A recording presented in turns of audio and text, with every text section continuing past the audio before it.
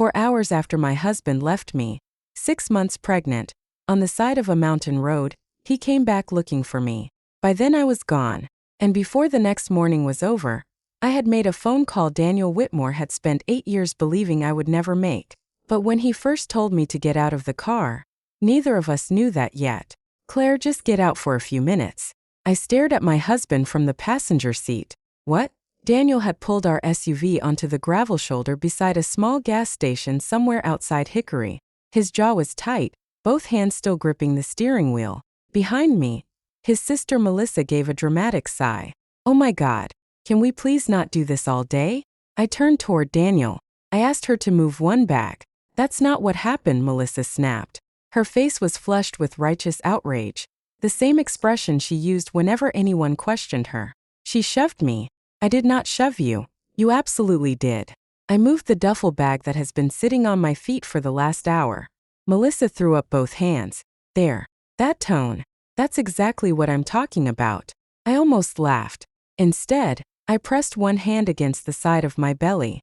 At 27 weeks pregnant, sitting in a crowded car for hours was already uncomfortable. My lower back had been aching since we left my father's lake house in the Blue Ridge Mountains, and Melissa's luggage had taken up nearly every inch of space around my legs. Daniel looked at me through narrowed eyes. Claire, you're worked up. No, Daniel. I'm uncomfortable. Same difference right now. My mouth fell open. Behind Melissa, her younger son Mason kept staring at his tablet. Her 12-year-old Tyler smirked and looked out the window. Melissa folded her arms. I said from the beginning we could figure something else out. That was a lie.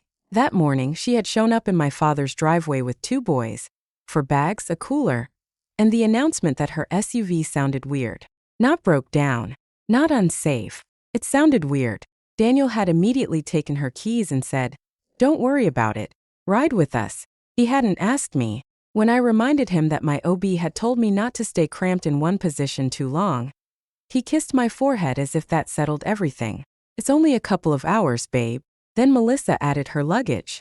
Then Tyler spread his backpack across the back seat. Then Mason wanted to stop for snacks. Then Melissa wanted coffee. Then she remembered she needed something from a pharmacy. Then Tyler decided he was starving, although he had eaten less than 40 minutes earlier. Each time I asked if we could please just head home to Charlotte, Daniel gave me the same look. The look that said, "Don't make this difficult." I knew that look well. I had been seeing it for 8 years. Melissa is going through a hard time. She's raising 2 boys by herself. She only has us. She's family, Claire.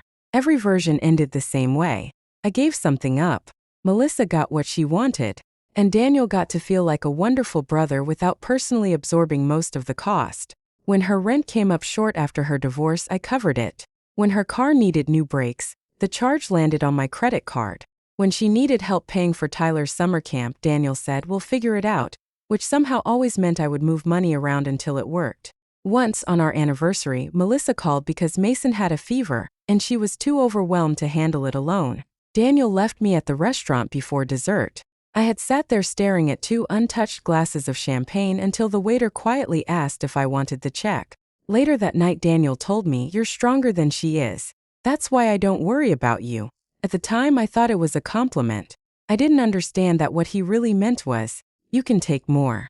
So I will keep giving you more to take." Claire. Daniel's voice pulled me back. He had gotten out of the car. Now he stood beside my door. He opened it. "Come on." I stared at him. "You're serious? You need to cool down." "I am not angry." Melissa laughed behind me. "That's funny." I ignored her. "Daniel, I'm 6 months pregnant. I know how pregnant you are." "Apparently not." His face hardened. "Don't do that." "Do what?" "Turn this into some huge thing because you didn't get your way." For a second, I genuinely couldn't speak. I looked at the man I had married 8 years earlier. Daniel wasn't a cruel-looking man. That was part of the problem. He looked reasonable. He sounded reasonable. He could make the ugliest decision sound like a temporary inconvenience everyone else was overreacting to. I lowered my voice. "Your sister accused me of deliberately hitting her because I moved a bag off my feet. You bumped her. The car turned. Whatever happened, everybody's upset." "No. Melissa is upset because I told her no." Melissa leaned forward between the seats. "Excuse me?" I turned. "You heard me." Her eyes widened. Oh please. You've been acting like my kids are some huge burden this entire trip. I made breakfast for your kids every morning. No one asked you to. I paid for half of Tyler's camp. That was a gift. I drove Mason to urgent care last month when you couldn't leave work. Melissa's lips tightened. There it is. There what is? You keeping score. I laughed once without humor. I started keeping score because apparently nobody else remembers anything I do. Daniel rubbed a hand over his face. Enough. Melissa leaned back with a wounded expression. I'm a single mom, Claire. Sorry if my life isn't as easy as yours. That sentence had worked on me for 2 years. This time something inside me resisted. My life isn't easy just because I'm married. Oh, come on. No, you come on. Claire, Daniel warned. I looked at him. He pointed toward the open door. Out. My stomach dropped. Daniel, 5 or 10 minutes. Walk around. Breathe. We'll come back. I stared at him. Come back? He looked away for half a second. That was when I knew. You're leaving? Just for a little while. With my purse in the back? I'll hand it to you. With my medication. We'll be back. You're leaving your pregnant wife at a rural gas station because your sister lied? Melissa scoffed. Nobody lied. I looked straight at my husband. Daniel, if you drive away, this will not be a normal argument anymore. His nostrils flared. You're being dramatic. No, I'm being very clear. Neither of us moved. Then he said quietly, almost through his teeth, Get out of the car, Claire. Something cold moved through me. I picked up my phone. Daniel handed me my purse. I slowly got out. My left leg had gone stiff from being cramped against Melissa's bags. And when my foot touched the gravel, pain shot through my hip. I grabbed the door frame. That was when Tyler climbed out from the back. Mom, where's my charger? In the blue bag, Melissa called. Tyler walked behind me. A second later, something struck the back of my calf. Hard. I gasped. My knee buckled and I lurched forward, grabbing the door with both hands. My belly tightened. For one terrifying second, I couldn't breathe. I turned around. Tyler stood 3 feet away. His face was blank. Too blank. You kicked me. He shrugged. I barely touched you. Daniel. My husband had seen it. I knew he had. He was looking directly at Tyler. Daniel frowned. Hey, knock it off. That was it. I stared at him. He kicked me. He's 12. I'm pregnant. He didn't mean anything by it. You watched him do it. Claire, don't turn this into something bigger than it is. For years afterward, I would remember that sentence more clearly than almost anything else. Not because it was loud. Daniel didn't yell. He said it with the tired irritation of a man who thought his wife's pain was creating an inconvenience. Tyler climbed back into the car. Melissa pulled the door shut beside him. I looked at Daniel. Are you really leaving me here? He exhaled. 10 minutes. You promise? His face softened just enough to make me hate myself for still wanting to believe him. I'll come back. He got behind the wheel. The SUV pulled away. I stood beside the road and watched the taillights disappear. First I waited. That was what I did in my marriage. I waited. I waited for Daniel to finish helping Melissa. I waited for him to notice I was tired. I waited for him to remember promises. I waited for our life together to finally become the version I kept telling myself was coming. 5 minutes passed. Then 10. 15 minutes I called. No answer. At 20 minutes I called again. Declined. A text appeared. We'll talk when everybody calms down. I stared at it until the words blurred. Then I felt a small movement inside me. My baby. I placed both hands over my stomach. And for the first time that day I cried. Not because I was stranded. Not because my leg hurt. Not even because Daniel had chosen Melissa over me again. I cried because something I had spent years refusing to understand suddenly became impossible to ignore. Daniel saw what happened to me. He had always seen it. He saw when his sister took advantage of me. He saw when I paid.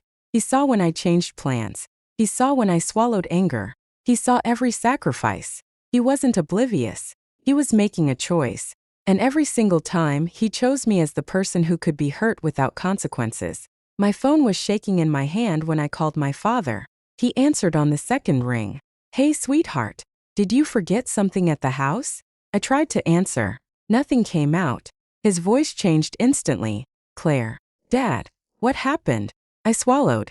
Can you come get me? There was a pause. Where are you? I gave him the name of the gas station. Another pause. Then very calmly he asked, "Where's Daniel?" I closed my eyes. He left. My father did not ask why. He did not tell me married couples fought. He did not say there were two sides to every story. He only said, "Don't go anywhere. I'm coming." By the time Dad arrived, I was sitting on a bench outside the gas station with one hand pressed beneath my belly. Robert Hayes stepped out of his truck, saw my face, and stopped. His jaw tightened. "What happened to your leg?" I stumbled. He looked at me. "Claire, Tyler kicked me." My father went completely still. "Daniel saw?" I nodded. Dad's expression changed in a way I had never seen before. He opened the passenger door. "We're going to get you checked." "Think I'm okay?"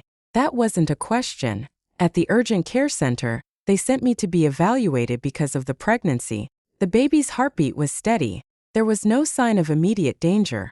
The doctor told me stress could trigger tightening and that I needed to rest, hydrate, and contact my OB if anything changed. Dad sat beside me the entire time. My phone kept ringing. "Daniel, Daniel, Daniel." Then a text. "Where are you?" Another. "Claire, answer me." And finally, I went back. "You weren't there." I looked at the timestamp. Nearly 4 hours had passed since he drove away. 4 hours. Later I would learn what Daniel had done during those 4 hours. He had taken Melissa and the boys to lunch. He had driven them home. He had carried their luggage inside. He had helped Tyler reconnect the TV in his bedroom. Then Melissa had casually asked, "Claire probably got a ride by now, right?" That was when my husband remembered me. 4 hours too late. That evening, after Dad brought me back to the lake house, I lay in the guest room listening to my phone vibrate on the dresser. Dad appeared in the doorway with a glass of water. For most of my marriage, whenever Daniel and I argued, my father said the same thing. "Talk to your husband. Don't make permanent decisions while you're angry. Marriage takes patience." That night he said none of those things. He set the water beside me and sat down. Then he asked one question. "Do you want to go back to him?" My first instinct was automatic. Of course I did. That was my husband. That was my home. That was the father of my child. That was 8 years of my life. Then I remembered Tyler's foot hitting my leg, Daniel watching, the car door closing, the disappearing taillights. For hours, I touched my stomach. "No." My voice broke. Dad didn't move. I said it again, stronger this time. "No, I don't." I barely slept. At 7:30 the next morning, I sat at my father's kitchen table with swollen eyes, a glass of water and my phone. Daniel had left 11 missed calls, 3 voicemails, a picture of flowers he had apparently bought, and a message that read, "Please come home so we can fix this." I looked at it for a long time. Then I opened my contacts. For 8 years, Daniel had believed one thing with absolute certainty. No matter how angry I became, I would eventually forgive him. No matter how much I gave up, I would stay. No matter what his sister asked for, I would make room. He was so certain of me that he had felt safe leaving his pregnant wife beside a highway. I dialed another number. A woman answered. "Good morning, Parker Family Law. How can I help you?" I looked down at my wedding ring. "My name is Claire Whitmore." I took one slow breath. "And I need to speak with a divorce attorney." The first thing my husband said when he finally showed up at my father's house was not "I'm sorry." It was, "Your dad is making this worse." I almost laughed. Daniel stood on the front porch holding flowers in one hand and a cardboard drink carrier in the other. He looked exhausted, irritated, and completely convinced that if he used the right tone, I would eventually come home with him. That confidence bothered me more than the flowers. Dad opened the door but didn't invite him in. Daniel looked past him. "Is Claire here?" Dad folded his arms. "She's resting. I need to talk to my wife." Robert's face stayed calm. "She'll decide if she wants to talk to you." Daniel's jaw tightened. "She's my wife, Robert. And she's my daughter." I heard the exchange from the hallway. A week earlier, I would have rushed out before the two men started arguing. I would have lowered my voice, calmed Dad down, pulled Daniel aside, and somehow ended up apologizing because everyone was upset. That morning I stayed where I was. Daniel finally spotted me. "Claire." I stepped into view. His expression changed instantly. He softened his face and held up the flowers. "I brought your favorite coffee." I looked at the cup, then at him. "What time did you remember me?" The softness disappeared. "What? You heard me." He glanced at Dad. "Can we not do this in front of your father?" No. Claire, what time did you remember that your pregnant wife was still standing beside the road? He exhaled sharply. I didn't forget you. Then what happened? I told you I was coming back. You came back 4 hours later. It wasn't supposed to be 4 hours. I waited. Daniel shifted his weight. Melissa and the boys were hungry. I said nothing.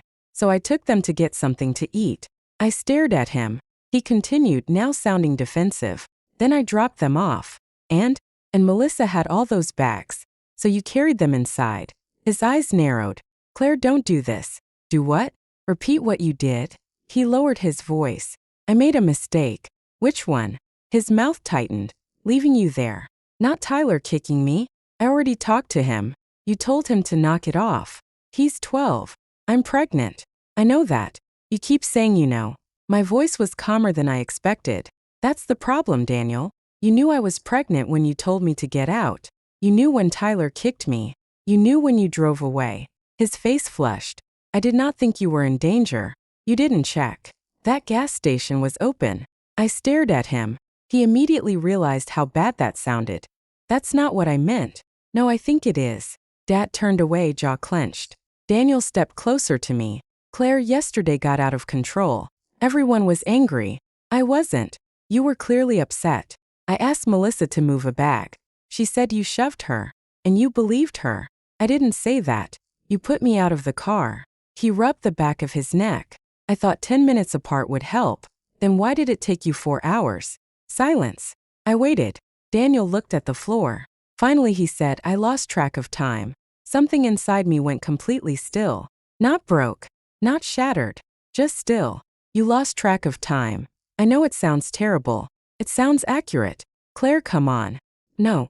I just wanted to hear you say it. His eyes lifted. What? That you had lunch. Drove them home. Carried in the bags. Helped your nephew. And somewhere during all that, you lost track of the fact that your wife was waiting for you. He stared at me. I nodded once. Thank you. For what? For finally making it simple. His expression changed. A flicker of fear appeared. Simple how? I didn't answer. He set the flowers on a porch table. Let's go home. No. He blinked. Claire, I'm staying here. For how long? I don't know. You can't just move out because we had one bad fight. Dad turned back. Daniel looked at him and snapped. And you shouldn't be encouraging this. Robert's eyebrows lifted. I haven't encouraged anything. You picked her up. She was pregnant and stranded. I was going back. For hours later. Daniel's face hardened. You don't know everything. Dad answered quietly. I know enough. I stepped between them before Daniel could respond. Not to protect the marriage. Just because I was tired.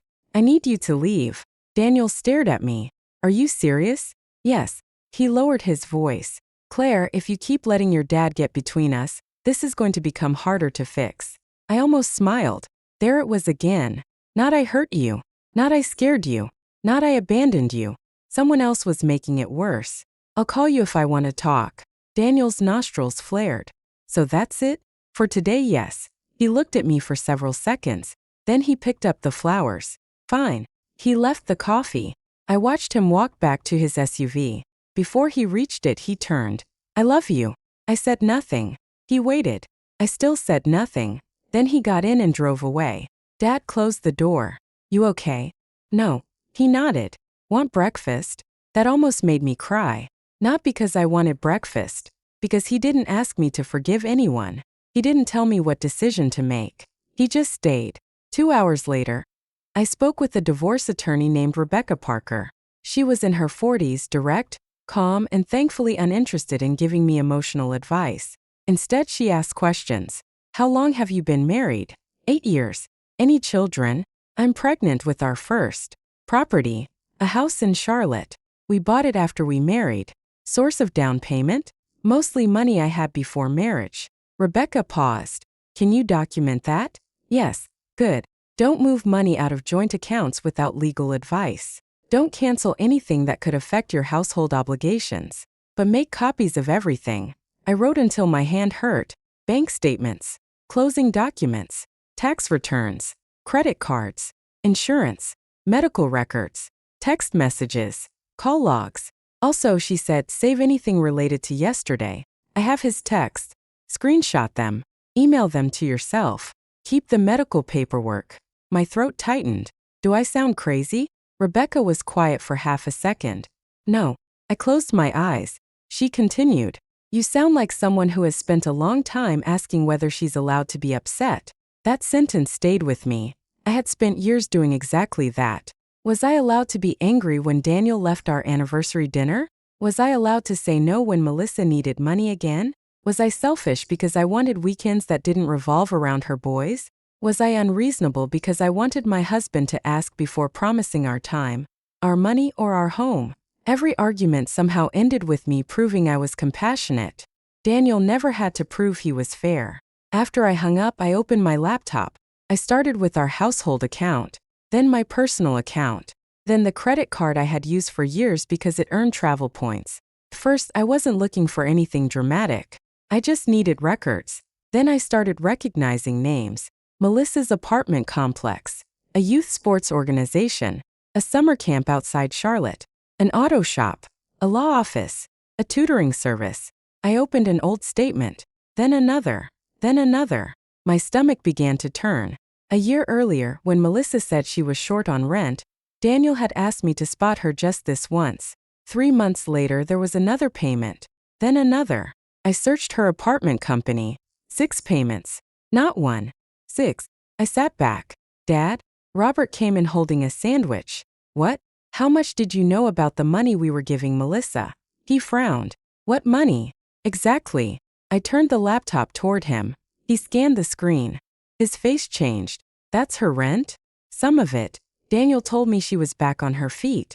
So did I. I pulled up more charges. Tyler's summer camp. Mason's soccer registration. A repair bill. A deposit to a family law attorney during Melissa's divorce. Dad looked at me. You paid her attorney? Daniel said she needed help getting temporary custody paperwork handled. How much help? I don't know yet. His jaw tightened. Claire. I know. No, I don't think you do. He pulled out a chair. Why was all of this coming from your accounts? Because I made more than Daniel when we got married. Then I had savings. Then after I stopped working full-time, we just kept using the same setup. Did he pay you back? I opened my mouth, closed it. Dad leaned back slowly. That's what I thought. I felt embarrassed. That surprised me. I knew Melissa had needed help. I knew I had paid for things. But seeing years of it together made me feel like I had been asleep in my own life. He always said we were helping family. Dad's expression softened. Helping family is one thing. He pointed at the screen. Financing another household without talking about it is another. I stared at the transactions. Then I opened the automatic payments tied to my personal checking account. One of them was Melissa's portion of her rent. Another was her car insurance supplement. I froze. I didn't even remember agreeing to the second one. I texted Rebecca before touching anything. She called me 5 minutes later. If those payments come directly from your separate account and you are not legally obligated on the contracts, you can generally stop voluntary support. But save the records first. So I can stop paying her rent? Rebecca almost sounded surprised by the question. Claire, is your name on her lease? No. Did you sign a guarantee? No. Then why are you paying her rent? I looked at the wall. Because she needed help. For how long? Apparently longer than I realized. Rebecca's tone softened. Save everything. Then decide what you want to continue voluntarily. Voluntarily. That word hit me hard. I had forgotten these things were voluntary. They had become expectations so gradually that saying no felt like breaking a contract no one had ever shown me. I saved the statements. Then I canceled the recurring payment. I stared at the confirmation screen. Nothing happened. No lightning. No guilt. Police arrived. The world kept moving. So I canceled another voluntary payment. Then another. I didn't touch shared mortgage payments. I didn't move joint money. I didn't try to punish Daniel. I simply stopped using my separate funds to finance his sister's life. That was all. Melissa called the next morning. Not to ask how I was feeling. Not to ask whether the baby was okay. Not to apologize for her son. Her first words were, "What did you do?" I was sitting at Dad's kitchen table. To what? My rent payment didn't go through. I looked at the clock. 8:14 in the morning. You called me because of your rent? Don't play dumb, Claire. Her voice was sharp. The automatic payment failed. Yes. Why? As I canceled it. Silence. Then, you what? I'm not paying your rent anymore. She laughed once like I had made a joke. You can't just do that. I just did. Are you serious? Completely. Her breathing changed. Wow, there it was. The wounded tone. I cannot believe you would do this to me right now. Do what? You know exactly what. No, Melissa. Say it. You know I'm raising 2 kids alone. Yes. You know my ex is inconsistent with support. Yes. And you suddenly pull money because you're mad at Daniel? I'm not pulling your money. It was scheduled. With my bank account. You said you'd help. I did help. For what? A few months? I looked at the statement spread in front of me. Longer than that. She went quiet. I continued. I paid toward rent, camp, legal fees, your car, school activities. Oh my God. Here we go again with the scorekeeping. No, this is accounting. You're unbelievable. I actually smiled. For years, that word would have made me apologize. Now it sounded almost funny. Melissa, you're 34 years old. So I'm not responsible for your rent. You're family. So family means I pay you? That's not what I said. Then we agree. She snapped, you're doing this because you hate me. No. Then why now? I glanced down at my belly. Because I'm about to become a mother. She laughed bitterly. So now your baby matters and mine don't? I felt anger rise. But I kept my voice even. Your sons matter. They are not my financial responsibility. She inhaled sharply. Daniel is going to lose his mind when he hears about this. That's okay. What does that mean?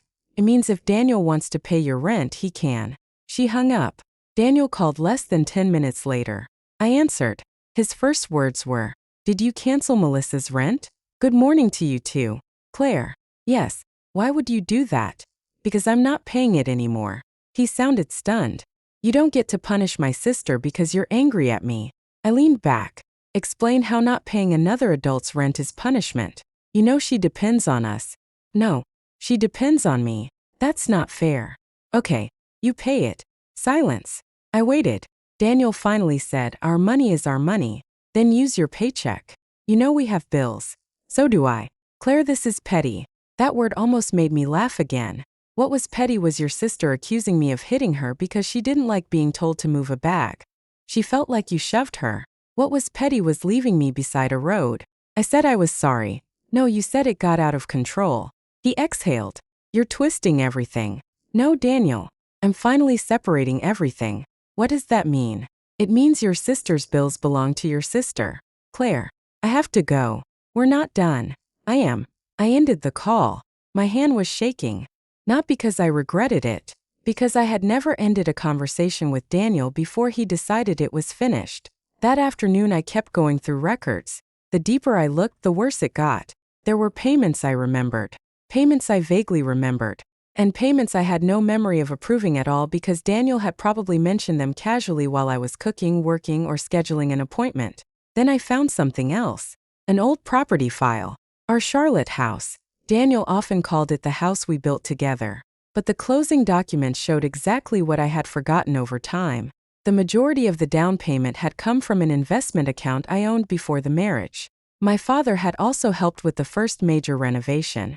Daniel's contribution had been real, but much smaller than the story he told. Then I found an email chain from 3 years earlier. A client dinner. A name I recognized immediately. Harrison Commercial Group. One of Daniel's company's biggest accounts. My father had introduced Daniel to one of the partners at a charity golf event. Daniel later landed the relationship and deserved credit for maintaining it. But he had spent years telling people he built everything from the ground up. I closed the email. My entire marriage suddenly looked different. Not fake. That would have been easier. Daniel had worked. Daniel had contributed. Daniel had loved me in the ways that were convenient to him. But he had slowly rewritten our life until every resource I brought became ours, every resource he gave his sister became family, and every sacrifice I made disappeared completely. 3 days later, I went back to our Charlotte house to collect paperwork and maternity clothes. Daniel was at work. I had already told him I was coming. I moved quickly. My back still hurt if I stood too long. I gathered insurance files, tax records, and some client folders from my old office. Then I remembered the renovation receipts. They were stored on the family desktop in the downstairs study. I turned it on. The computer had been synced for years with multiple family devices. I opened the folder. Invoices, receipts, floor plans. Then a notification appeared in the corner. Messages synced. I almost ignored it. Then I saw Melissa's name. A preview line appeared beneath it. Claire will complain, but she'll get over it. I froze. The message was old. Months old.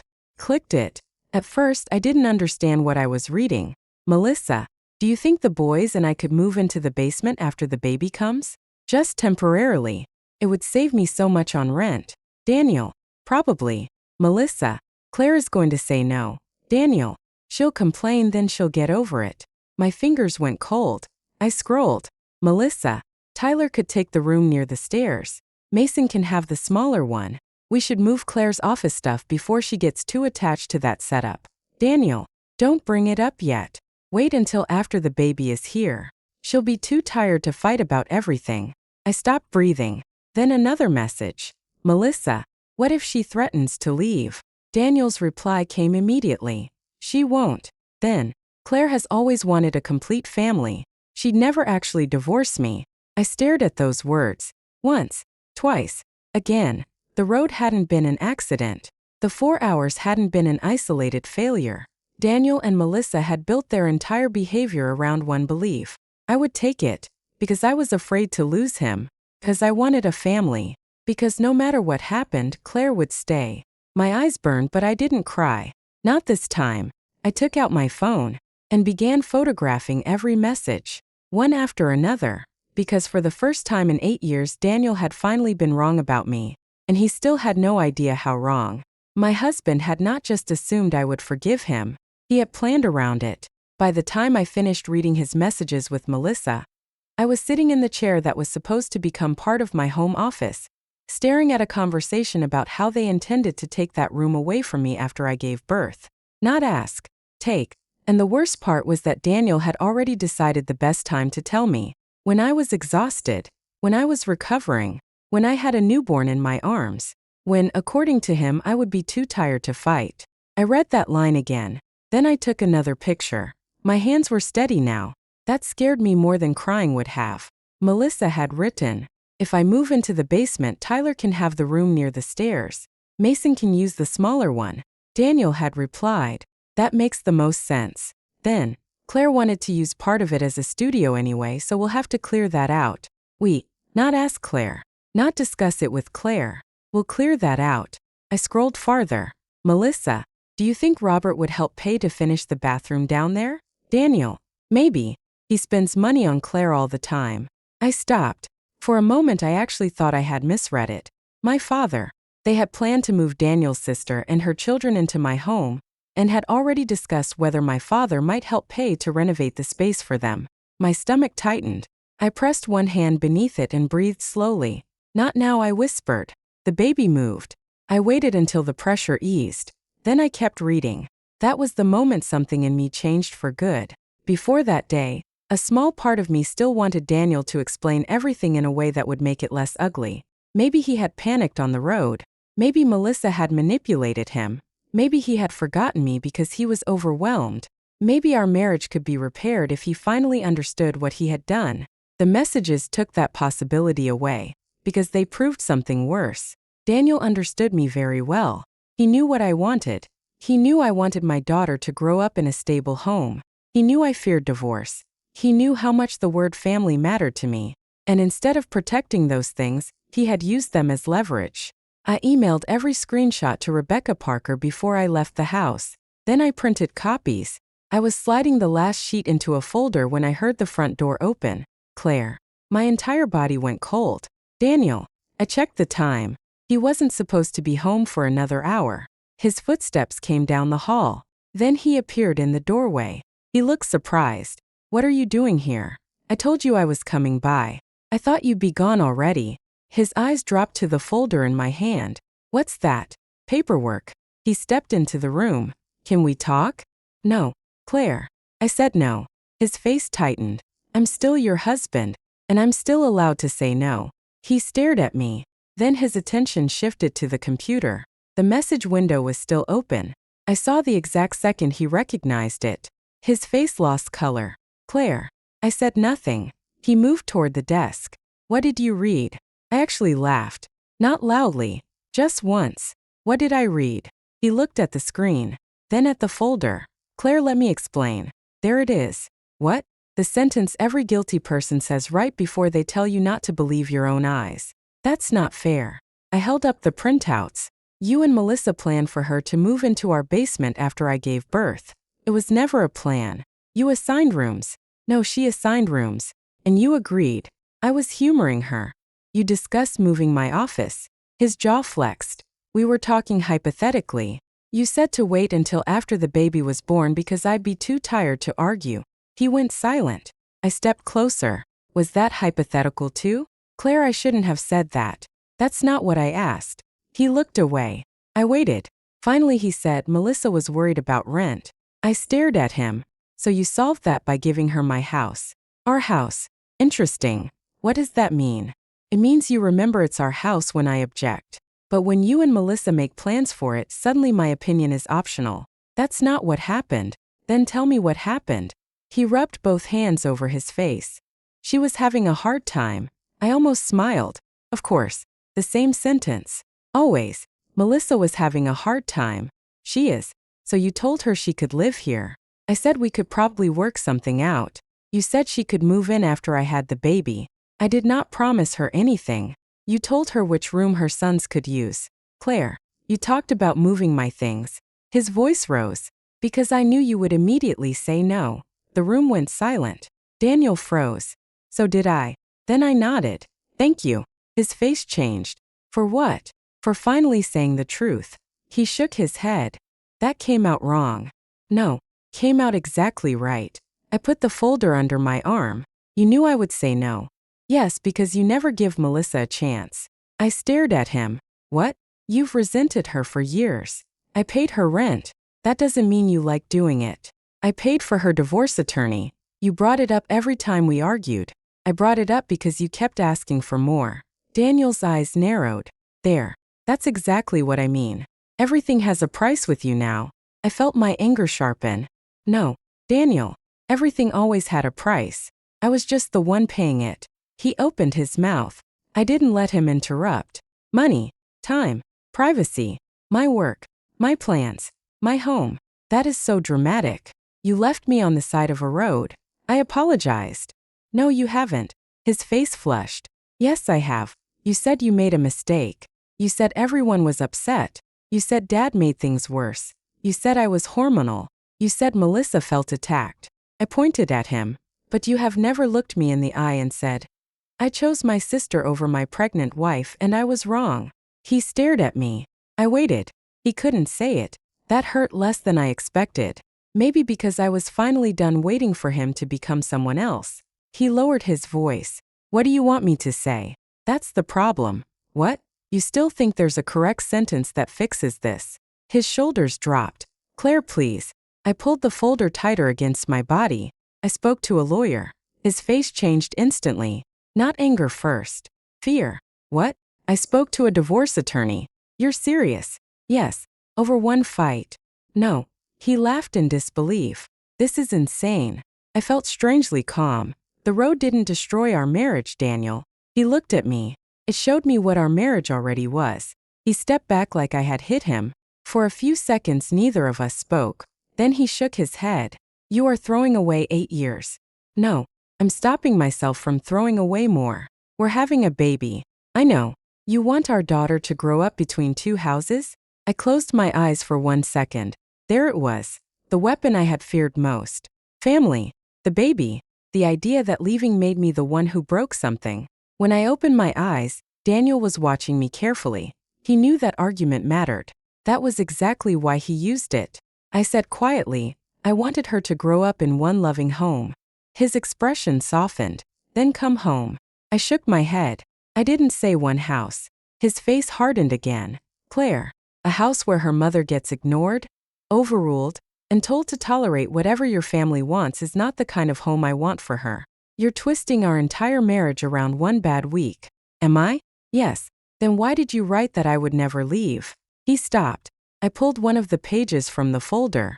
His own words. Claire has always wanted a complete family. She'd never actually divorce me. I held it up. You weren't guessing, Daniel. His face went red. You were counting on it. He looked at the paper, then away. That was private. I almost couldn't believe it. That's your defense? You had no right to go through my messages.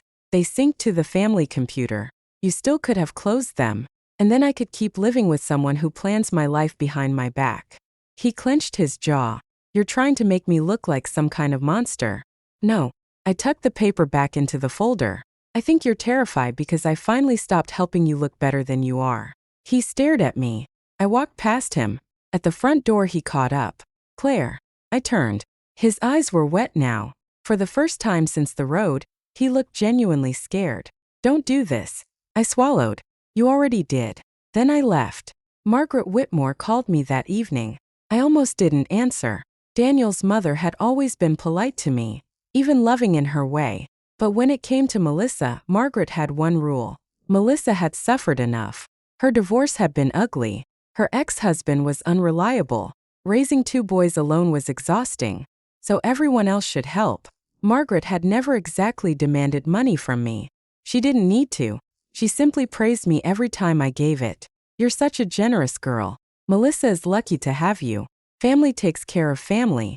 Those compliments had done more work than pressure ever could. I answered. Margaret. Oh, honey. Her voice was soft. I heard you and Daniel had another bad conversation. I looked down at the documents on Dad's table. He told you? He's upset. I'm sure. There was a pause. Claire, I know he handled the situation badly. Which situation? She hesitated. The road. He left me there for 4 hours. I know. Tyler kicked me. I heard about that too. Her voice became firmer. And Melissa should have disciplined him. Daniel watched it happen. I know. But? Margaret sighed. There it was. The but. But I also know Melissa has been under a lot of pressure. I closed my eyes. Margaret, I'm not saying what happened was right. You're explaining why I should tolerate it. No, honey. That's exactly what you're doing. Her voice stiffened slightly. I'm trying to keep this family from falling apart. So am I. She sounded relieved. Good. Then maybe you and Daniel can. No. Silence. I continued. I'm trying to keep my daughter from growing up thinking this is normal. Margaret inhaled. Claire, divorce is not easy on children. Neither is watching their mother get treated like she doesn't matter. That's not how Daniel feels about you. Then why did he decide Melissa could move into my house without asking me? No answer. I waited. Margaret finally said, move in? He didn't tell you? What are you talking about? I almost laughed. Of course he hadn't. Melissa and her boys planned to move into the basement after the baby came. That doesn't sound right. They discussed room assignments. Daniel would have talked to you first. He said not to tell me until after I gave birth because I'd be too tired to argue. The line went silent. Very silent. Margaret, I'm here. Her voice had changed. I continued. Melissa asked whether Dad might pay to finish the basement bathroom. What? She and Daniel discussed that too. That cannot be right. I have the messages. Margaret didn't speak for several seconds. Then she said something I didn't expect. I need to call you back. And hung up. Later that night, Daniel texted me. Did you tell Mom? I stared at the screen. Then, why would you drag her into this? I typed. I didn't. She called me. 3 dots appeared. Disappeared. Then came back. You're turning everyone against me. I didn't answer. Because that was still how Daniel saw it. Not, I did something wrong. But, people are finding out. Margaret did not call me back that night. The next afternoon, however, something happened at Melissa's house that I wouldn't learn about until later. Margaret had gone over to see her grandsons. Melissa was in the kitchen complaining about the canceled summer camp payment. Tyler was on the couch playing a game. Mason was watching television. Margaret asked, why did Claire stop paying? Melissa rolled her eyes. Because she's being vindictive. Did you ask her to pay again? I shouldn't have to ask. She knows I'm short this month. Margaret frowned. She's also having a baby. Melissa made a face. So, Margaret stared at her daughter. Melissa shrugged. Claire has money. That doesn't make it yours. Melissa laughed. Mom, please. That don't make it yours. Melissa laughed. Mom, please. That tone bothered Margaret. She later told me it was the first moment she truly heard the entitlement. Not need. Entitlement. Then Tyler spoke without looking up from his game. It doesn't matter anyway. Melissa glanced at him. What? Claire will come back. Margaret looked toward him. Why do you think that? Tyler shrugged. Mom says she always does. Melissa went still. Tyler. He kept talking. She said Claire won't leave Uncle Daniel because she's scared he won't want her anymore. Tyler, Melissa snapped. He finally looked up. What? You said it. Margaret stared at her daughter. Melissa's face flushed. He doesn't know what he's talking about. Tyler frowned. You said after the baby comes, she won't have anywhere else to go. Margaret stood up. Melissa. Her voice was low. Melissa rolled her eyes. Oh my God, Mom. Don't start. Did you say that? It was a joke. Did you say it? Melissa crossed her arms. So what if I did? Claire has always acted like she's better than everyone. Margaret's expression changed. She paid your rent. I didn't force her. She paid for your lawyer. Daniel asked her. She helped with your children. Because she likes pretending she's perfect. Tyler looked between them. Mason had gone completely quiet. Margaret stared at Melissa for a long time, then asked, Were you planning to move into their basement? Melissa didn't answer. That was answer enough. The next morning my phone rang before 8. Margaret. I answered cautiously. Hello? Her voice was strained. Claire, I owe you an apology. I sat up. What happened? She was silent for a moment, then said, I heard something yesterday that I should have understood years ago. My chest tightened. What? Before she could answer, my phone buzzed with another incoming call. Daniel. Then again. Daniel. Then a text appeared. What did you say to my mother? Another. She's losing it. And then, Claire, answer me.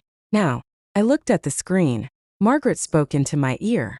No, don't answer him yet. Her voice shook with anger. Because I'm not finished with my son. I went completely still. Then she said the words Daniel never expected to hear from his own mother. He left his pregnant wife on the side of the road, planned to move his sister into her house, and somehow still thinks you're the problem. She inhaled sharply. Claire, I have defended my children for far too long. And before I could respond, she added, Today that ends. The first time Daniel chose me over Melissa, our marriage was already ending. That was the cruelest part. He finally started becoming the husband I had begged him to be only after I stopped wanting him back. And by then, another truth had begun to scare him even more. I was building a life that no longer needed him. The morning after Margaret told me she was done defending her children, Daniel called 7 times before 9. I ignored the first 6. On the 7th I answered. What? His breathing was sharp. What did you say to my mother? I almost laughed. Good morning, Daniel. I'm serious. So am I. She called me at 6:30 this morning and screamed at me for 20 minutes. I didn't ask her to.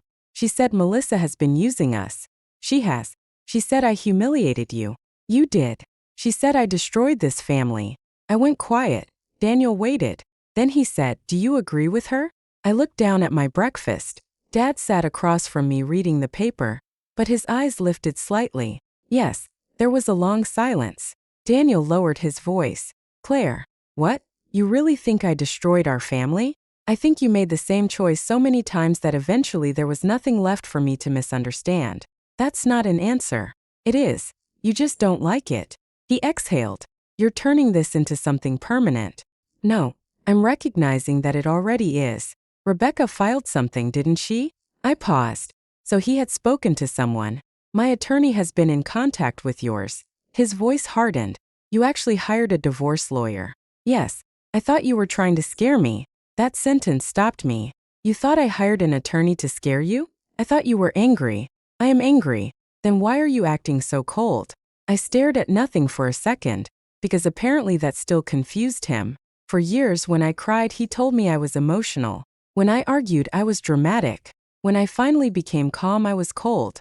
There was no acceptable version of my pain except silence. I'm not cold, I said. I'm done arguing. He went quiet. Then he said almost desperately, I can fix this. I closed my eyes. Daniel, you're still trying to fix the consequence. What does that mean? You want me back because losing me is uncomfortable. That's not true. Then tell me what you think you did wrong. He answered immediately. I left you on the road. That's one thing. I should have handled Tyler better. Another. I should have asked before talking to Melissa about the basement. Keep going. Silence. I waited. He couldn't, because he still thought the problem was a list of bad moments. He didn't understand that the problem was the system underneath them. Melissa needed. Daniel promised. Claire adjusted. Again. Again. Again. Finally I said I have to go. Where? The question came so quickly that I almost smiled. To work. He actually laughed. Not cruelly. More out of confusion. What work? I hung up. That answer mattered more than he knew, because for the first time in years, I had something in my day that belonged entirely to me. 3 days earlier, while organizing old files, I had opened a folder labeled Whitmore Residential Design. That had been the name of my small design business before I stopped taking regular clients. First, I only meant to look. Then I found photographs of projects I had forgotten about. A renovated kitchen in Myers Park, a family room in Dilworth, a home office in South Park, a nursery for a couple who had waited years to have a baby. I remembered every conversation, every budget problem, every solution, every time a client looked at a finished space and said, "This feels like us." I had been good at that. Not decent. Good. Then I found an old email account I had barely checked in months. There were messages from former clients. Most were old. One was recent.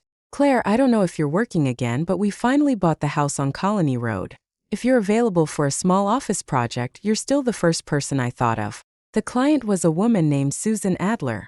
I read the message twice. Then I wrote back. "I'm taking on a limited number of projects again. Tell me what you need." When Susan called, she sounded delighted. "I thought you'd vanished." "I kind of did." "Well, I'm glad you're back." Back. The word hit me strangely. I had not thought of myself as gone.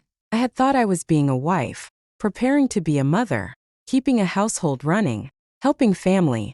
But somewhere inside all of that, Claire Hayes, the woman who could walk into an empty room and see what it could become, had disappeared. Susan asked, "Are you sure you're comfortable taking this on while pregnant?" "I'll do most of the planning remotely." "Perfect." Then she added casually, "I forgot how good you are at making complicated things seem simple." I looked down at my notebook. My eyes filled. Not because it was some extraordinary compliment, because Daniel had not said anything like that to me in years. At home, competence had become invisible. If I handled something well, it simply disappeared from everyone else's list. No one noticed. That afternoon, I created a new project folder. For the first time in months, I thought about something other than my marriage for nearly 3 straight hours. Felt like oxygen. Dad noticed before I said anything. "You're working." I looked up from my laptop. "A little." He smiled. Not a huge smile. Just enough. "That's good. I'm not going back full-time yet." Didn't ask. I need to be careful. Didn't argue. I narrowed my eyes at him. "You're being unusually easy to live with."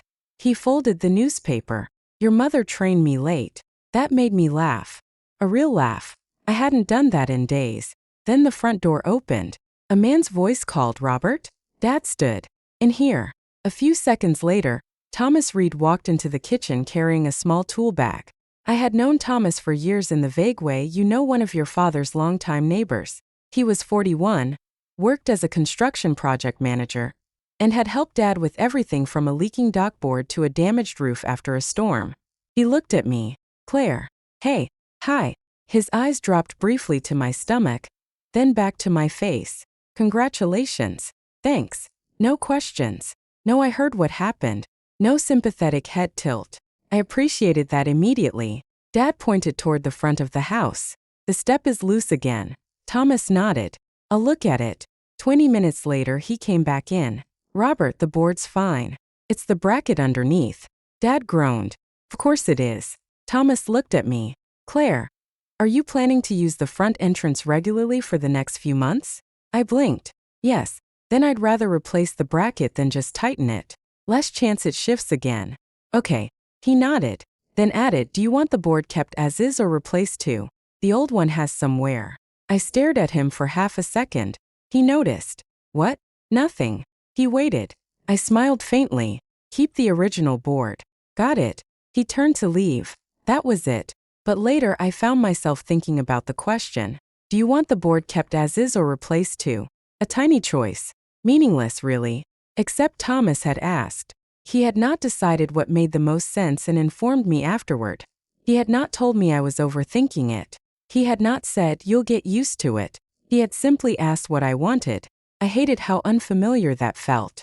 2 days later, Thomas came back because Dad had mentioned I was setting up a temporary work area in the old den. He stood beside the wall where I wanted to put 2 tall bookcases. These need anchors. I know. You want me to do it? I looked at him. There it was again. Not, I'll fix this. Not, move aside.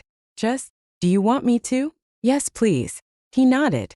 While he worked, I reviewed fabric samples on the table. He glanced over. Back to design? A little. Good. You say that like you know anything about my work. I know your dad spent 3 years telling people his kitchen looks better because of you. I laughed. He hated that kitchen for 10 years before he finally let me touch it. Sounds like Robert. Dad shouted from the other room, I can hear you. Thomas smiled. Then he tightened the last anchor. There. I tested the shelf. Thank you. He started packing up. I said, Thomas? He looked back. Yeah. Does everyone in construction ask this many questions? He frowned. What kind of questions? What people want. He leaned one hand on the shelf. No. Then why do you? He thought for a moment. Because if I'm working on somebody else's space, it's not mine to decide. Simple. Matter of fact. He didn't even know the sentence had landed somewhere deep. I looked away. That seems obvious.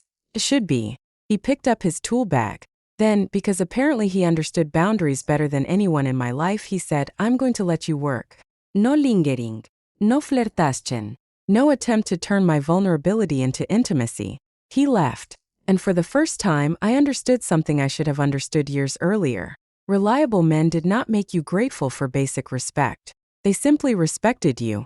Daniel, meanwhile, was beginning to discover how much of his life had been running on other people's labor. Mostly mine. He called one evening. Do you know where the homeowner's insurance policy is? Yes. Can you send it to me? No. He went silent. Why not? Because it's in the shared documents folder. I can't find it. Then search. Claire. What? I just need you to forward it. You're standing in the house, right? Yes. The file is there. You know exactly where. So did I because I maintained it. He sighed. Are you seriously going to make every little thing difficult? No. I'm going to stop making every little thing easy for you. He didn't like that answer. Neither did Melissa. Especially when Daniel began saying no to her. The first time happened on a Thursday night. I only learned about it later from Margaret. Melissa's kitchen sink started leaking. She called Daniel at almost 10. You need to come over. Daniel had an early meeting the next morning and was supposed to review paperwork from my attorney. He said, call a plumber. Melissa thought he was joking. You always come fix it. I can't tonight. What do you mean you can't? I mean I can't. She went quiet. Then she said, is Claire making you do this? That question told me everything. Daniel answered, Claire isn't here. Then what is your problem? Apparently Daniel stared at the phone for several seconds before saying, I'm tired, Melissa. She snapped, I'm tired too. I'm raising 2 boys alone. He almost gave in. Margaret said she could hear it in his voice. Then he said, call a plumber. Melissa hung up on him. It was the first time he had refused her over something small. The first time he had allowed her inconvenience to remain hers. And instead of realizing how abnormal their old pattern had been, Melissa blamed me. That week she started talking. Not directly to me. To family. To cousins. To Margaret's sister. To anyone who would listen. According to Melissa, I had become unstable during pregnancy. I was controlling the money. I was using Dad's connections against Daniel. I hated single mothers. That one almost impressed me. By the time the story reached me, I had apparently abandoned my husband because I was jealous of his sister. Dad looked furious. You want me to call Margaret? No. Why not?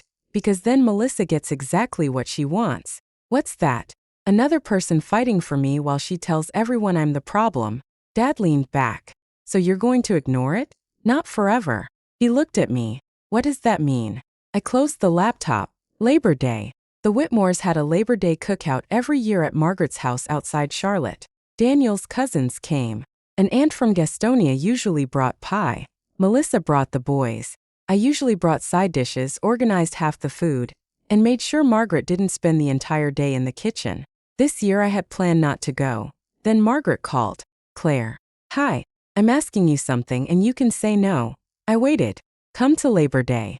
I almost laughed. Margaret, I know. No, I don't think you do. I do now.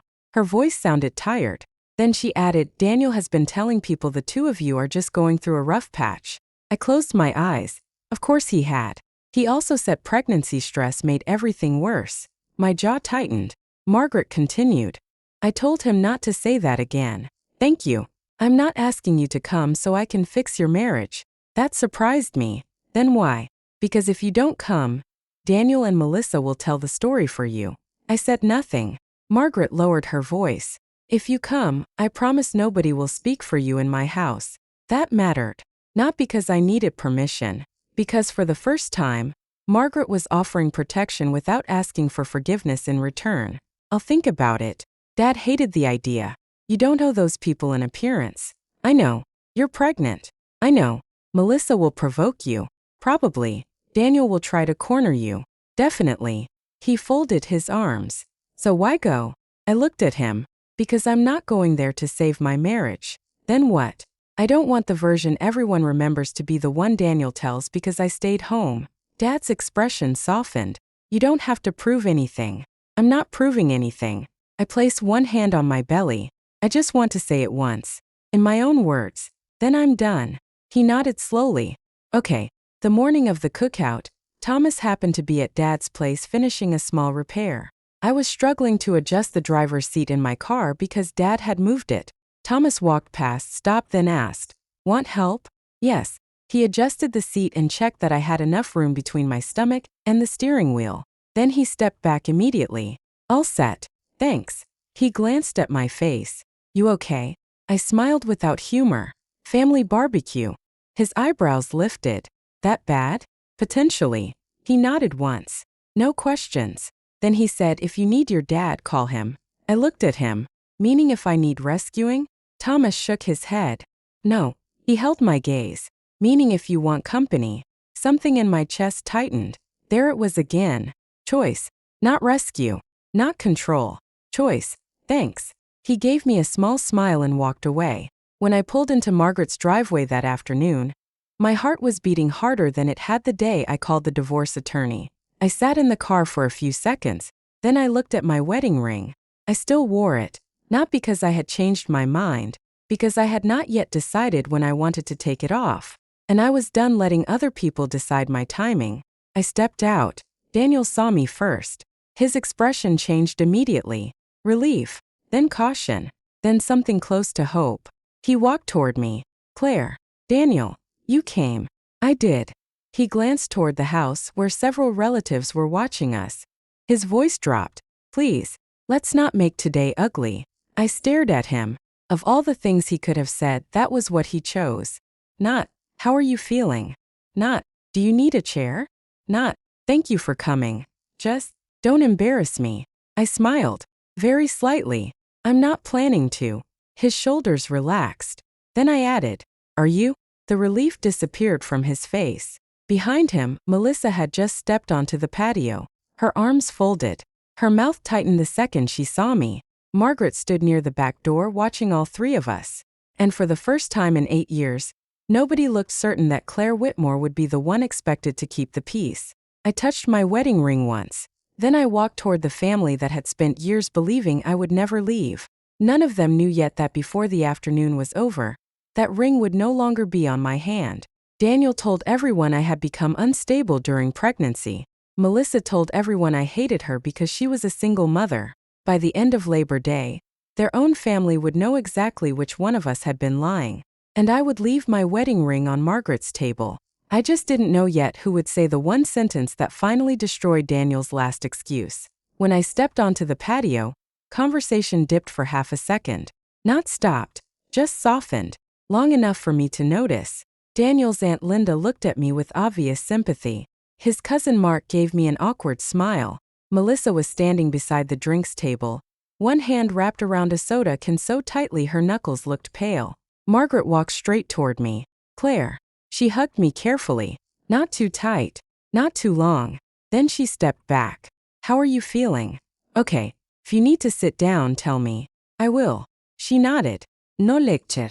No suggestion that Daniel and I talk privately. That alone told me how much had changed. Daniel came up beside us. He looked nervous. Can I get you something? No. Water? I'm fine. He lowered his voice. Claire, can we talk before everybody starts asking questions? I looked at him. What questions? His eyes flicked toward the relatives. You know what I mean. No. Say it. His jaw tightened. About us. I smiled faintly. You've already been talking about us. His face changed. I haven't said anything private. You told people pregnancy made me emotional. That's not what I said. I turned toward Aunt Linda. She immediately looked uncomfortable. Daniel noticed. His face flushed. Claire. I kept my voice calm. Did you tell Linda we were having problems because I was under a lot of hormonal stress? Linda stared down at her plate. Daniel's expression hardened. I said pregnancy has been hard on you. Interesting. Don't do this. Do what? Put everyone on the spot. I almost laughed. You mean like telling them I'm unstable when I'm not in the room? A few people went quiet. Melissa stepped in immediately. Oh my God, here we go. Margaret turned to her. Melissa. What? Don't. Melissa's eyebrows lifted. I didn't even say anything. You were about to. She rolled her eyes. I took a bottle of water and sat down. Daniel stayed standing. That bothered him. He preferred arguments where he could control the pace, where he could lower his voice and make me sound unreasonable by comparison. But I wasn't angry anymore. Not in the way he understood. I was finished. Aunt Linda cleared her throat. Claire, honey. I'm sorry things have been difficult. I looked at her. Thank you. She hesitated. Daniel said there was a misunderstanding on the way home from the lake. There it was. I looked at my husband. A misunderstanding? Daniel closed his eyes briefly. Linda, maybe this isn't the time. I answered for him. He left me on the side of the road. Silence. Someone set down a fork. Linda frowned. I thought it was just for a few minutes. I looked at Daniel. So did I. His face tightened. Claire. I continued. He came back almost 4 hours later. Mark looked at Daniel.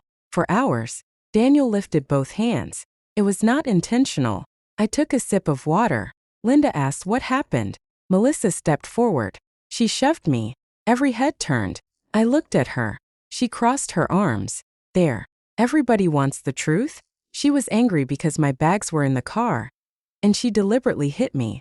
I stared at her for a second. Then I asked how? Her expression shifted. What? How did I hit you? You know how. No. Explain it. She laughed sharply. I don't have to reenact it. Then describe it. Claire, stop. That was Daniel. I looked at him. No. His eyes narrowed. I turned back to Melissa. Did I use my hand? She hesitated. No. My elbow? You bumped into me. I was sitting in front of you. You turned around. To move the bag off my feet. You were aggressive. How? Melissa's face reddened. I know what it felt like. I nodded. So you can't actually explain what I did. I said you bumped me. The car turned. You always have an excuse. I looked around at the family. This was the reason Daniel told me to get out of the car. Melissa scoffed. No, it was because you were making everyone miserable. I looked back at her. Your son kicked me while I was standing outside. That landed harder. Linda's face changed. Mark swore under his breath. Margaret's mouth tightened. Melissa immediately said, Tyler barely touched her. I turned to Daniel. You saw it. He looked down. Aunt Linda stared at him. Daniel? He rubbed his forehead. He kicked her leg. Margaret's voice sharpened. And what did you do? I told him to stop. I smiled without humor. You told me not to make it a big deal because he was a kid. Daniel looked at me. I said I handled that badly. No. You said I was making it bigger than it was. Melissa snapped because you were. Margaret turned on her. Enough. Melissa stared at her mother. What is wrong with you? Margaret's expression went cold. What is wrong with me is that I spent years making excuses for you. Melissa's face changed. Excuse me? Margaret stepped away from the table. No, I'm done whispering about this. Daniel moved toward her. Mom, don't. She looked at him.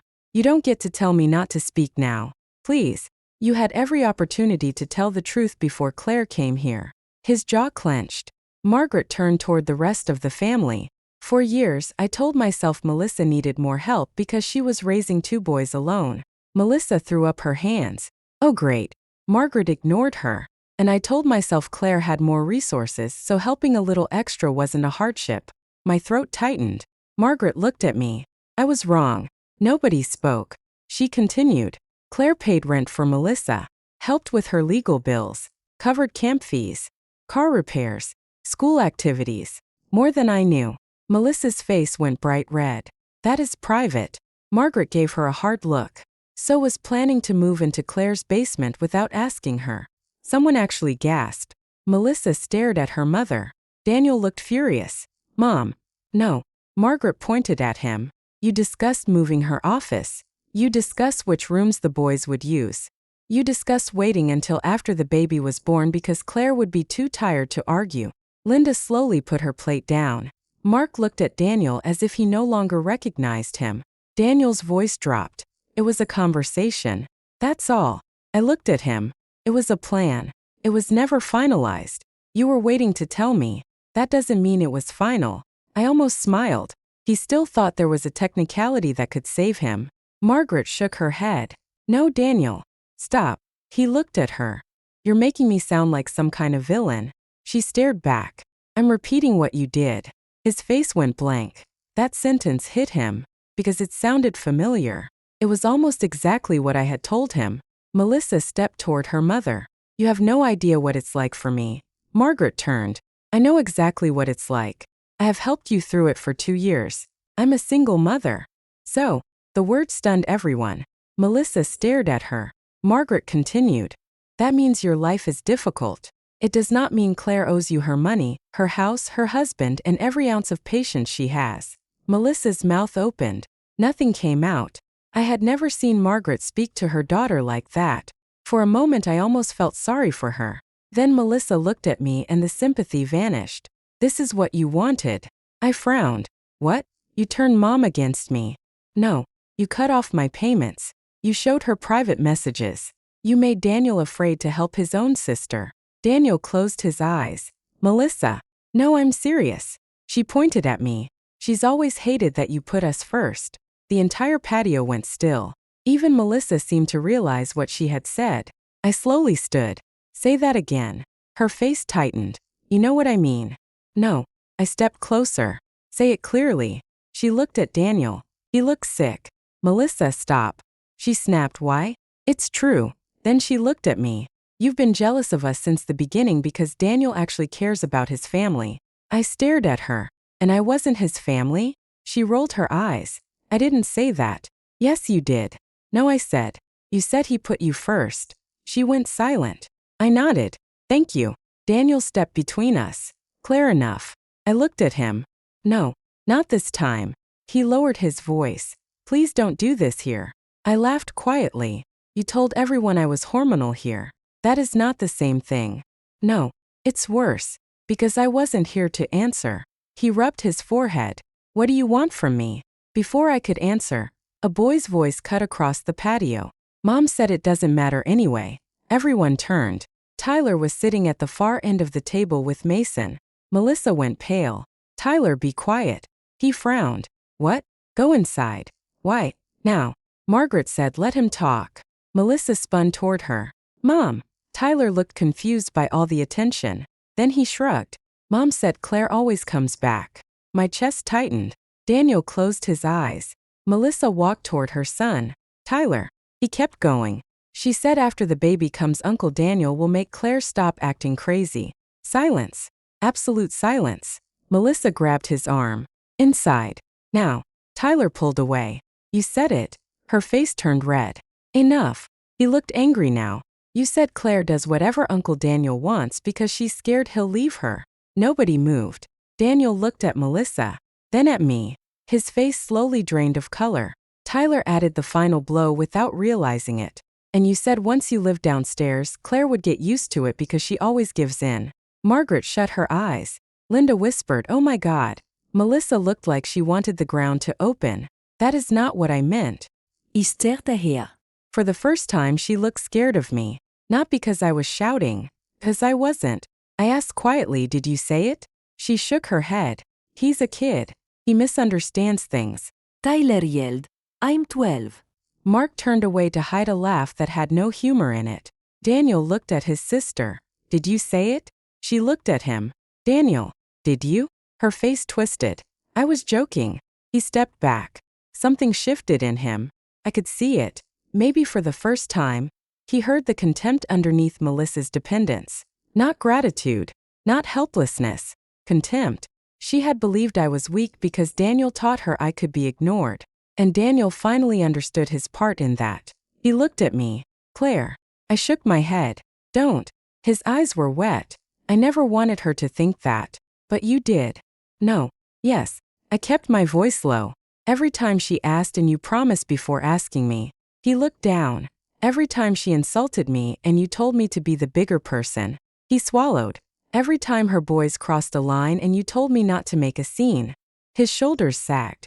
And when you left me on that road, you proved her right. He looked up sharply. I could see the pain in his face. For once, I didn't rush to soften it. Melissa started crying. This is insane. Everyone is attacking me. Margaret looked at her. No one is attacking you. Yes, you are. No.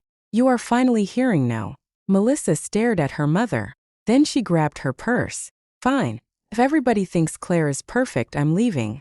She looked at Daniel. You coming? He didn't move. Her expression changed. Daniel? No. One word. Melissa blinked. What? I'm not leaving. She stared at him like he had slapped her. You always. He cut her off. I know. His voice cracked. I always did. Melissa's eyes narrowed. So now you pick her? He looked at me. And the saddest part was that I knew what he wanted that moment to be. The beginning of his redemption. The moment he finally chose his wife. But he was too late. I slipped my wedding ring off. Daniel saw it immediately. His eyes widened. Claire. I walked to the table. The ring felt strangely light in my palm. 8 years. Anniversaries. Arguments. Plans. The nursery. Every future I had imagined. I placed it beside my untouched water bottle. Nobody spoke. Daniel stared at it. No. I looked at him. You spent 8 years telling me Melissa and her boys were your family. That's not what I meant. I believe you now. His face crumpled. Claire, please. So from now on you take care of them. I put one hand over my stomach. I'll take care of myself and my baby. He stepped toward me. Our baby. Yes. That stopped him. I held his gaze. She is your daughter. I will never use her to punish you. His eyes filled. But I will not stay married to you just so she can grow up watching me disappear. Please don't say that. I already filed. His mouth opened. What? My attorney has started the separation process. He looked like he couldn't breathe. You're actually doing this? Yes. After everything we've built? I shook my head. You keep asking why I'm ending 8 years. My voice trembled for the first time. I'm asking why you spent 8 years teaching me I mattered last. His face broke. He looked down at the ring. Then back at me. Tell me what to do. That almost hurt more than anything else. 'Cause once I would have had a list. Choose me first. Ask before making promises. Protect me when someone hurts me. Respect my work. Respect my home. Respect my no. Now I had no list. I don't want to teach you how to be married to me anymore. Daniel wiped at his face. Claire. I stepped back. He whispered, don't leave like this. I looked at him. Like what? Without giving me a chance. I almost laughed. Then I remembered the gas station. The road. The text telling me everyone needed to calm down. For hours. You had 8 years. Picked up my purse. Margaret walked toward me. She did not hug me. She only said, I'm sorry. I nodded. I know. Then she looked at Daniel. Her expression hardened. Let her go. He stared at his mother. Mom, let her go. For once he listened. I walked toward my car. Dad was waiting nearby because I had asked him to stay close. When he saw my face, he got out. He looked at my left hand. Then at me. You okay? No. He nodded. Ready? Yes. He opened the passenger door. I looked back once. Daniel was still standing near the patio. Melissa had left. Margaret stood a few feet behind him. My wedding ring was still on the table between them. For 8 years I had been terrified that one day Daniel might stop choosing me. That afternoon, for the first time, Daniel understood something much worse. I had stopped choosing him. And neither of us knew yet that the next few months would force him to learn how expensive that realization really was. Daniel finally learned how to choose me after I no longer needed him to. By then, I had already learned something more important. A man can regret losing you and still not deserve another chance. The week after Labor Day, Daniel stopped calling every hour. At first, I thought he had finally accepted what was happening. Then Rebecca called. He retained counsel. I sat up straighter. So he's fighting the divorce? Not exactly. What does that mean? He's asking for mediation first. I closed my eyes. Of course he was. Daniel had always believed every problem could be negotiated if he was given enough time to talk. Rebecca continued. He also wants to be involved in decisions regarding the baby. That's fine. She paused. You're sure? He's her father. Claire, you're allowed to be angry. I am. My voice caught. But I'm not going to use our daughter to punish him. Rebecca was quiet for a second. That's a healthy distinction. I looked down at my stomach. I was entering my 3rd trimester now. The baby moved constantly. Sometimes when Daniel texted, she kicked so hard I almost laughed at the timing. He sent messages about prenatal appointments, doctor recommendations, car seats, health insurance. For the first time in 8 years, he was asking instead of deciding, can I come to the next appointment? Would you be comfortable with me there? Do you want me to order the car seat we picked? Or would you rather choose another one? Months earlier, those messages would have meant everything to me. Now they mostly made me tired, because every polite question reminded me that he had always been capable of asking. He just hadn't thought he needed to. The first mediation session was worse than I expected. Daniel looked thinner. He kept rubbing his wedding finger, even though I had left my ring on Margaret's table weeks earlier. His attorney talked about property division. Rebecca answered. I barely spoke. Then we reached the house. Daniel looked at me. I don't want to sell it. I kept my face neutral. Why? It's our home. No, it was. His mouth tightened. We were supposed to raise our daughter there. I looked at him. And your sister's children? His face dropped. Claire, that was part of your plan too. I said I was sorry. Then don't pretend the house means the same thing to both of us. He looked down. The mediator cleared her throat. We can discuss whether one party buys out the other or whether the property is sold. Daniel suddenly said, Claire can have it. I frowned. His attorney turned toward him. Daniel, I said she can have it. I stared at him. Why? His eyes lifted. Because most of the down payment came from you. The room went still. Daniel swallowed. And because your dad helped with the renovation. His lawyer looked annoyed. Rebecca glanced at me. I said nothing. Daniel gave a bitter laugh. I know. It took me long enough to admit it. That was the first time he acknowledged something without being forced. It did not make me love him again. But it did make me sad. Because growth can be real and still come too late. Melissa did not handle the new Daniel well. For years, she had been able to call him with any problem and expect him to drop everything. A dead battery. A late rent notice. Tyler needed a ride. Mason forgot a backpack. Her garbage disposal made a strange noise. Then one Thursday afternoon, she called him while he was waiting outside my OB's office. I knew because I heard the entire conversation. Daniel looked at his phone. His expression changed. Melissa. He stepped away but not far enough. What happened? I heard her voice through the phone. You need to pick up Mason. Daniel glanced at me. I can't. A pause. Then louder. What do you mean you can't? I have an appointment. What appointment? He looked uncomfortable. Claire has an ultrasound. My chest tightened. Melissa's voice sharpened. So, Daniel closed his eyes. So I'm here. She laughed bitterly. You're seriously choosing her over your nephew? He looked toward me.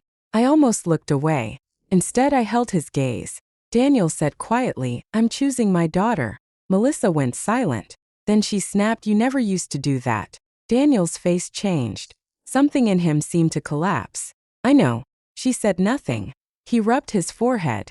That's the problem, Melissa. What is? He looked at the floor. I never used to choose my wife or my child first. His voice broke slightly. And that's how I destroyed my marriage. He ended the call. For a moment, neither of us spoke. Then he looked at me. I should have done that years ago. Yes. He flinched. I didn't soften it. Not because I wanted to hurt him. Because it was true. My daughter was born 3 weeks early. It happened just after midnight. I woke with pain that felt different from everything before it. Dad drove me to the hospital. Thomas happened to be at his place nearby. And when Dad called him about checking a loose water valve at the lake house the next day, Dad apparently blurted out that I was in labor. Thomas texted once. I'm thinking of you. No need to answer. That was all. No intrusión. No asking if he could come. No turning my labor into a moment about him. Daniel was different. He had a right to know. I called him from the hospital. He answered on the first ring. Claire. It's time. There was silence. Then, I'm coming. He arrived 20 minutes later looking terrified. Not excited first. Terrified. He stopped beside the hospital bed. Are you okay? Yes. The baby? Fine so far. His eyes filled. Can I stay? I looked at him. That question mattered. Months earlier he would have assumed. Now he waited. Yes. He nodded. Thank you. Hours later our daughter was born. Emma Rose Whitmore. 6 pounds 4 ounces. Small. Loud. Perfect. The nurse placed her against me. I cried before I even realized I was crying. Daniel stood beside the bed, both hands over his mouth. He looked at Emma, then at me, and he broke. Not dramatically. He just started crying. Real tears. His shoulders shook. I should have protected both of you. I looked down at my daughter. Yes, that was all I said. Daniel closed his eyes. For the first time he did not argue. Margaret came the next day. She carried flowers and nothing else. No giant gift basket. No speech. She stood in the doorway and asked, "Is this a good time?" I looked at Emma sleeping beside me. Yes. Margaret walked closer. Her eyes immediately filled. Oh, Claire. I handed Emma to her. Margaret looked shocked. Are you sure? Yes. She took her carefully. For several minutes nobody spoke. Then she whispered, "She has Daniel's chin." I smiled faintly, and my stubbornness hopefully. Margaret laughed through tears. Then her expression turned serious. I want to ask you something. Okay, what are you comfortable with? I stared at her. She continued, I want to be her grandmother, but I am not going to assume what that looks like. The old Margaret would have said, family belongs together. The old Margaret would have told me Emma needed everyone. This Margaret asked. I felt something in my chest loosen. I want you in her life. She nodded quickly. But visits need to be arranged. Of course. And Melissa doesn't come through you. Margaret's face tightened. I understand. She doesn't get access to me or Emma just because she's your daughter. She won't. I looked at her. You mean that? Yes. Her voice shook. I spent too many years confusing helping my children with protecting them from consequences. I said nothing. She looked down at Emma. I won't do that anymore. For the first time I believed her. Melissa did not become homeless. She did not lose her children. She did not suffer some dramatic punishment. Real life was less cinematic. Without my money and without Daniel rushing to rescue her, she had to change. She moved into a smaller apartment. She picked up more hours at work. She negotiated a payment plan for camp. She started using an after-school program instead of assuming Daniel would handle pickups. She complained constantly. Margaret stopped fixing it. The first time Melissa called her mother because her rent had gone up, Margaret listened. Then said, "What are your options?" Melissa apparently exploded. That's it? That's all you're going to say? Margaret answered. Yes. Later she told me. That was harder than giving her money. I understood. Boundaries are often hardest for the person setting them. My own life did not magically become easy after Emma was born. I was exhausted. I cried in the shower more than once. I forgot appointments. I sent a client the wrong fabric sample. Some nights Emma slept for 40 minutes at a time. Other nights she screamed until dawn. But none of it felt like the exhaustion of my marriage. This exhaustion had meaning. This exhaustion belonged to a life I had chosen. 3 months after Emma's birth, Susan referred me to another client. Then another. I started taking on more design work from home. Not full-time. Not yet. But enough. One afternoon, Dad found me sitting on the floor surrounded by sample books while Emma slept in a bassinet nearby. He smiled. You look like yourself. I looked up. What does that mean? You're bossing pieces of fabric around again. I laughed. Very funny. He pointed at the plans. What's that? The guest room at the lake house. His eyebrows lifted. What's wrong with it? Everything. That room is fine. That room has looked fine since 1998. He groaned. So this is going to cost me money. Yes. He smiled. Good. The project became bigger than I expected. I redesigned the old guest wing into a small family retreat space. Safe stairs. Storage for strollers. a quiet corner for nursing, durable furniture, enough room for grandparents, a space designed for families without assuming families all look the same. Thomas handled some of the construction management. The first day he walked through my plans, he nodded. "This is good." I raised an eyebrow. "That enthusiastic?" He smiled. "This is very good. Better." He pointed at one wall. "Do you want the original framing exposed here or closed?" I laughed. "What?" He looked confused. "Nothing. You keep laughing when I ask you questions. Because you always ask." He leaned against the table. "I'm supposed to." Apparently not everyone got that memo. He knew what I meant. He didn't make me explain. Instead he said, "Well, I only get to decide the things that are mine to decide." I looked at him. That sentence stayed with me. Not because it was romantic. Because it was healthy. There was a difference. Daniel remained part of Emma's life. He showed up for scheduled visits. He learned how to change diapers. He bought the wrong formula once, then drove back across town without complaining. He began therapy. He stopped giving Melissa money every time she asked. He became slowly more dependable. One evening after dropping Emma off, he stood at my door longer than usual. "Claire." "Yes, I know I'm not supposed to ask." "Then don't." He gave a sad smile. "You always could do that." "Do what?" Know what I was about to say. I waited. He looked down. "I miss you." I held Emma against my shoulder. "I know. Do you ever miss me?" That question hurt more than I expected. "Yes." His eyes lifted. Hope appeared immediately. I shook my head. "But missing you isn't the same as wanting the marriage back." The hope faded. He nodded. "I'm trying to understand that." "I hope you do." "For Emma?" "For you." He looked surprised. I meant it. I did not need Daniel to suffer forever. I needed him to stop making other people suffer so he could avoid discomfort. That was different. A year after the day he left me on the road, I went back to the lake house with Emma. She was almost 1. Dad sat with her on the dock while she tried to pull off his baseball cap. Thomas was repairing an old wooden chair near the porch. He called over, "Claire." "What? Do you want this facing the lake or the house?" I looked at him. Then I laughed. He shook his head. "Again?" "Again." "So, the lake." "Lake it is." My phone buzzed. "Daniel." Not a text.